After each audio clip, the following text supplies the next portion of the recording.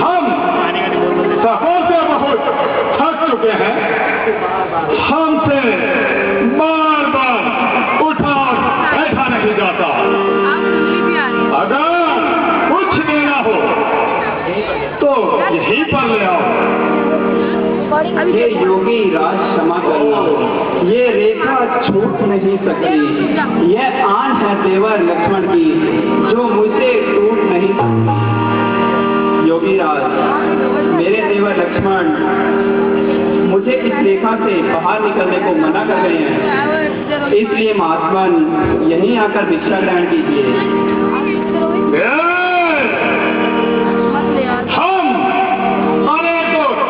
स्थानों का भ्रमण करते करते तुम्हारी कुटियों तक आए हैं और तुम हो कि हमारा तिरस्कार किया जा रही हो। क्षमा योगीराज। योगीराज, मैं आपसे एक बार कह चुकी हूँ कि मैं इस रेखा का उल्लंघन नहीं कर सकती।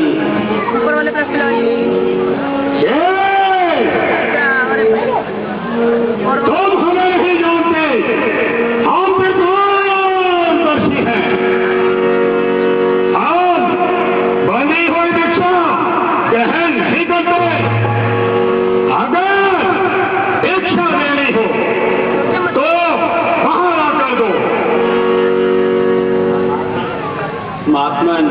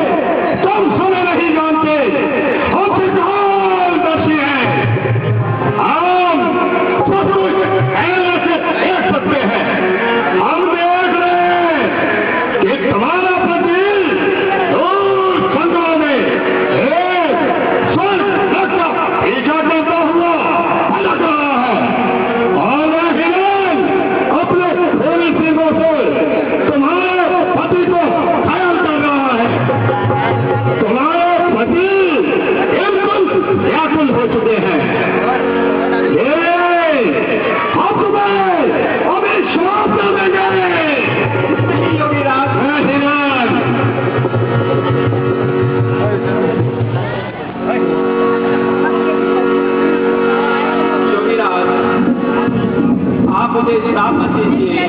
लीजिए, भिक्षा ग्रहण कीजिए।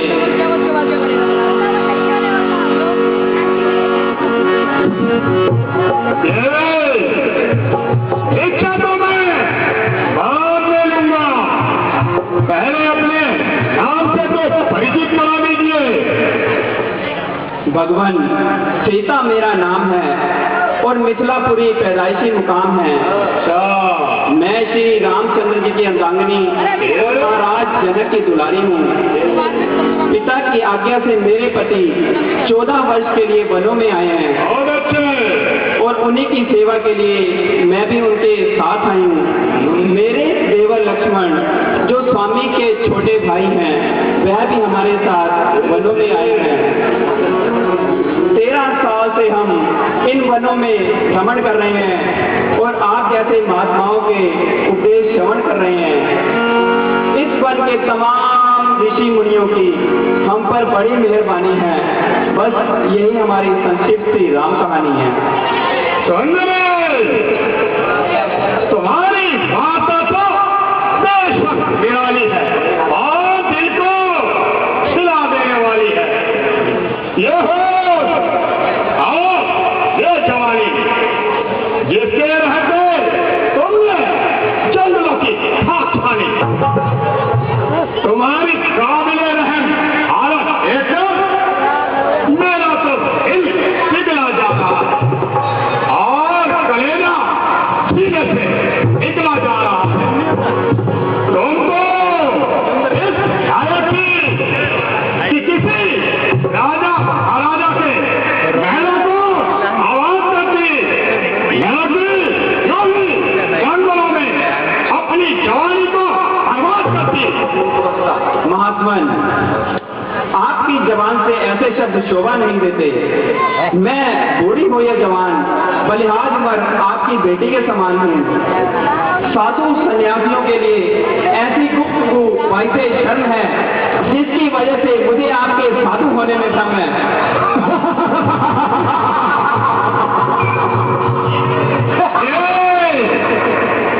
तुमने तो मुझे पहचानने में कमाल ही कर दिया और अपनी चतुराई से असल फैसला को निकाल दिया।